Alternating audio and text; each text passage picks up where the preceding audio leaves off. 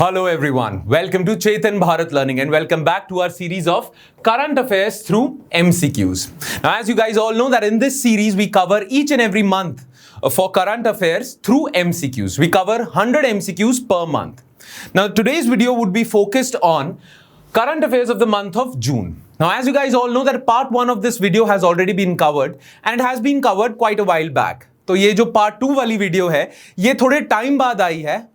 इसके रीजन बहुत सारे हैं। इसके कोविड-19 रिलेटेड रिस्ट्रिक्शंस जो थी, लॉकडाउन वगैरह लग गया था, इसकी वजह से हम पार्ट 2 जून के करंट अफेयर्स का नहीं जल्दी निकाल पाए, बट देर आए दुरुस्त है। और अब वी प्रॉमिस कि अब ये चीज रेगुलरली होती जाएगी because restrictions have been lifted, तो वी कैन ट्रैवल वगैरह, we can travel to our studio.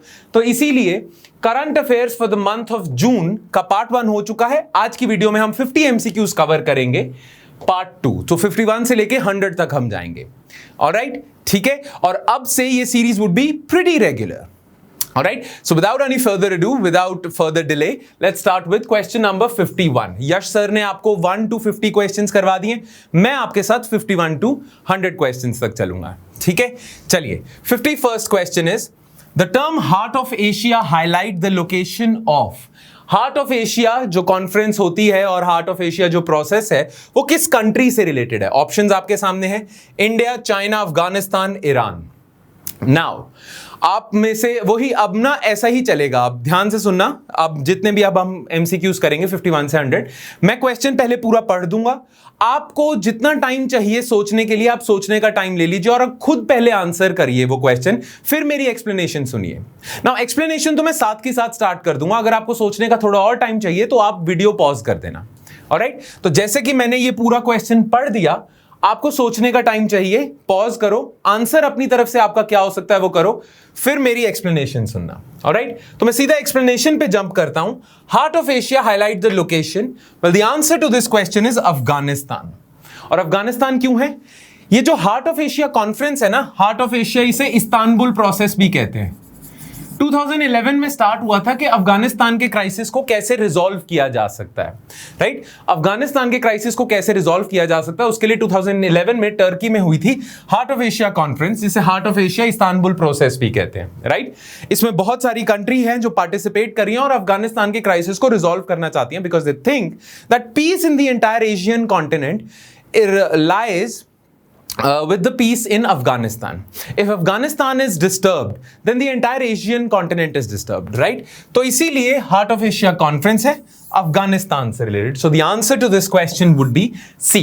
Alright? यहां पे आपको आपकी PDF में भी मिल जाएगा, जो आपके इसके साथ PDF मिलेगी, आप देख सकते हो। एक्स्ट्रा इंफॉर्मेशन दी हुई है कि अभी recently 9th heart of Asia Istanbul process हुआ है, जिसमें हमारे एक्सटर्नल अफेयर्स मिनिस्टर ने कहा है कि डबल पीस हमें चाहिए, peace within Afghanistan and peace around Afghanistan. इस आइडिया को इन्होंने प्रोपोगेट करा है हमारे एक्सटर्नल अफेयर्स मिनिस्टर ने। राइट, बाकी हार्ट ऑफ एशिया कॉन्फ्रेंस के बारे में और डिटेल्स आपको PDF में से आप पढ़ सकते हो, ये यहां पे दी होगी। राइट, चलिए हम आगे चलते हैं। हाँ, एक और चीज दी होगी इसी में ही ना, काफी चीजें बोली गई थी। अफगानिस्तान के मिनिस्टर ने ये बोला था कि काफी चीजें करी गई हैं और इन सारी नेगोशिएशंस में ना तापी पाइपलाइन के बारे में भी जिक्र हुआ था, छाबाहर पोर्ट के बारे में भी जिक्र हुआ था और तापी पाइपलाइन। सो तुर्कमेनिस्तान, अफगानिस्तान, पाकिस्तान, इंडिया, ये जो गैस पाइपलाइन आप देख सकते हो, तुर्कमेनिस्तान, अफगानिस्तान, पाकिस्तान और इंडिया, ये गैस पाइपलाइन है। Central Asia is rich in natural gas ना, तो उसके लिए है। तो ये मैप भी साथ में शेयर हो गया है। खैर, क्वेश्चन नंबर 52 पे आ जाते हैं। Alright, now consider the following statements regarding international criminal court.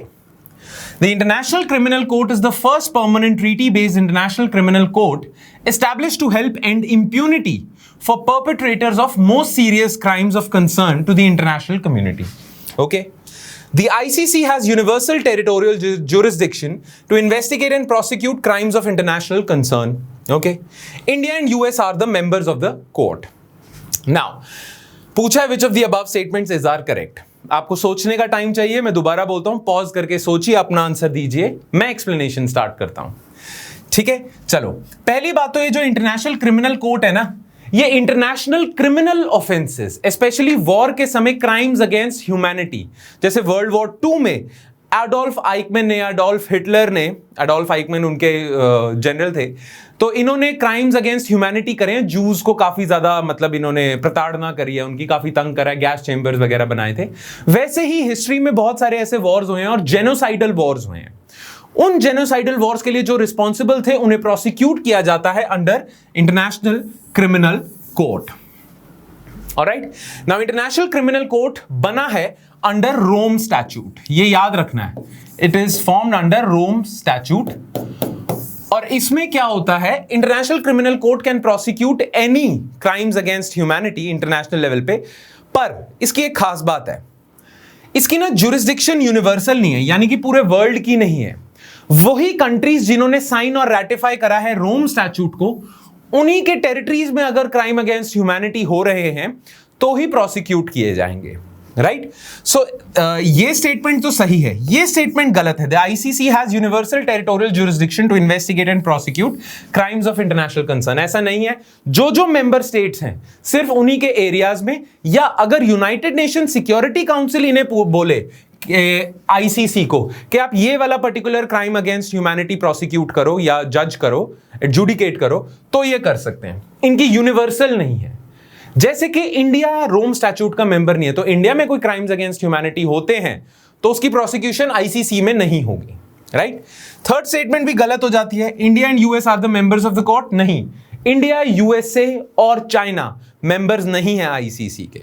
सो इसीलिए इसका आंसर हो जाता है ए, only one.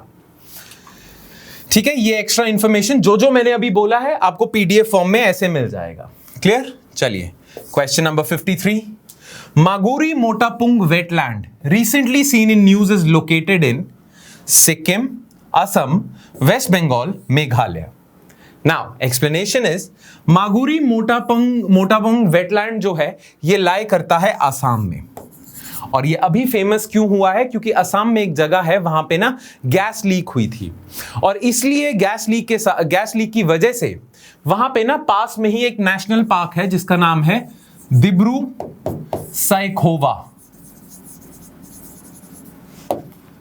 Saikhowa national park. अच्छा, दिब्रू साइखोवा नेशनल पार्क है and it lies under a larger area जिसका नाम है Dibru Saikhowa biosphere reserve.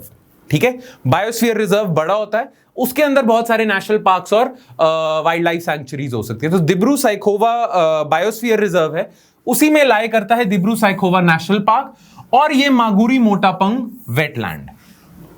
मागुरी Motapung wetland काफी ज्यादा डेंजर में था क्योंकि गैस लीक हो गया था असम में, और साथ ही साथ दिब्रू साइखोवा नेशनल पार्क भी हो गया था, काफी ज्यादा मतलब डेंजर में आ गया था। राइट, इसीलिए ये न्यूज में था। तो आपसे पूछ सकते हैं मागुरी मोटापुंग वेटलैंड कहां पे है? वेल, असम में है, और सारी डिटेल्स इससे रिलेटेड अगेन आपको मिल जाएगी पीडीएफ में। बस आपको ये याद रखना है कि जो आपका दिब्रू साइखोवा जो मैंने यहां पे दिखाया है, दिब्रू साइखोवा नेशनल पार्क या दिब्रू साइखोवा बायोस्फीयर रिजर्व है, एक तो ये इंडिया का एक बायोस्फीयर रिजर्व है, बहुत इंपॉर्टेंट बायोस्फीयर रिजर्व है, and it lies in the biodiversity hotspot. It is also a biodiversity hotspot. पूरे वर्ल्ड में 19 बायोडाइवर्सिटी हॉटस्पॉट्स है जहां पे लगता है कि बहुत ज्यादा रिच बायोडाइवर्सिटी है। ऐसे 19 रीजन्स बनाए हुए हैं, उनमें से एक रीजन ये नॉर्थ ईस्टर्न रीजन है जहां पे दिब्रू साइखोवा नेशनल पार्क भी है। So it is one of the 19 hotspots all over the world. So that means that this particular area is very rich in flora and faunal biodiversity. ठीक है, तो ये related चीजें हैं जो आपसे पूछ सकते हैं दिब्रू साइखोवा के बारे में और मागुरी मोटापुंग वेटलैंड के बारे में। खैर, इस क्वेश्चन में आंसर बी है, असम के अंदर लाई करता है। ऑलराइट, चलिए question number 54, consider the following statements regarding BRICS grouping. बहुत फेमस है ब्रिक्स ग्रुपिंग, आपको पता ही है ब्रिक्स की full form, Brazil, Russia, India, China, South Africa. Right, खैर, not all BRICS members are the members of G20. Okay, since 2009 the BRICS nations have met annually at formal summits. Okay, New Development Bank is a multilateral development bank operated by BRICS countries, with each country contributing equally to its equity. Now, which of the above statements are correct? 1 and 2 only, 2 and 3 only, 1 and 3 only, 2 only. All right, now इसका answer क्या है? Explanation पे आ जाते हैं। Not all BRICS members are members of G20. Well, that is incorrect because BRICS के members कौन है? Brazil है। ये G20 का मेंबर है। Russia is a member of G20, India is a member of G20, China तो of course is a member of G20, and even South Africa is a member of G20. So all members of BRICS grouping are also members of G20 group. All right. So this statement is false. Since 2009, the BRICS nations have met annually at formal summits. That's absolutely correct. 2009 से, उससे पहले ये informal grouping थी, but 2009 से formal summits होते हैं जहां ये सारी countries मिलती हैं, formal summit होते हैं. So this is correct. अच्छा, इन्होंने एक बैंक भी बनाया है जिसका नाम है new development bank, popularly known as BRICS bank, जिसके हेडक्वार्टर्स हैं शंघाई में। शंघाई चाइना में इसके हेडक्वार्टर्स हैं। और ये जो ब्रिक्स बैंक है इसमें इक्वल कंट्रीब्यूशन करी है सारी कंट्रीज ने। जैसे कि कई बैंक्स होते हैं ना, जैसे Asian infrastructure and investment bank, Asian development bank, उसमें एक डोमिनेंट कंट्री होती है जिसने सबसे ज्यादा कंट्रीब्यूशन करी होती है। एनडीबी यानी कि ब्रिक्स बैंक में इक्वल कंट्रीब्यूशन है by all 5 members of the BRICS grouping. Alright, so this statement is also correct and the answer is 2 and 3 only. Alright, चलिए क्वेश्चन नंबर 55, बड़ा ही सिंपल है, ये तो बहुत ही सिंपल है, देख के ही आप बता सकते हो। Galwan valley recently seen in the news is located in, well Galwan valley recently seen in news क्यों लिखा है? क्योंकि हम जून के करंट अफेयर्स कर रहे हैं, राइट? सो जून के टाइम पे इंडिया चाइना का स्टैंड ऑफ था। खैर, गलवान वैली उस स्टैंड ऑफ में बड़ी फेमस हुई थी। तो किस रीजन में लाई करता है? अरुणाचल प्रदेश, लद्दाख, सिक्किम, उत्तराखंड। इसके एक्सप्लेनेशन में भी जाने की जरूरत नहीं है, सबको पता है लद्दाख में गलवान वैली थी जहां इंडिया और चाइनीज फोर्सेस का स्टैंड ऑफ हुआ था और ब्रूटल स्टैंड ऑफ भी हुआ था। खैर, फिर भी आपको एक्स्ट्रा इंफॉर्मेशन चाहिए तो यहां पे मिल जाएगी कि गलवान रिवर फ्लो करती है, इसलिए वो उस रिवर की वैली के नाम पे है। गलवान रिवर चाइना का जो अक्साई चिन रीजन है वहां से स्टार्ट करती है, पास में पैरेलल चल रही है श्योक रिवर, दौलता बेग ओल्डी एक आपका हाईवे है,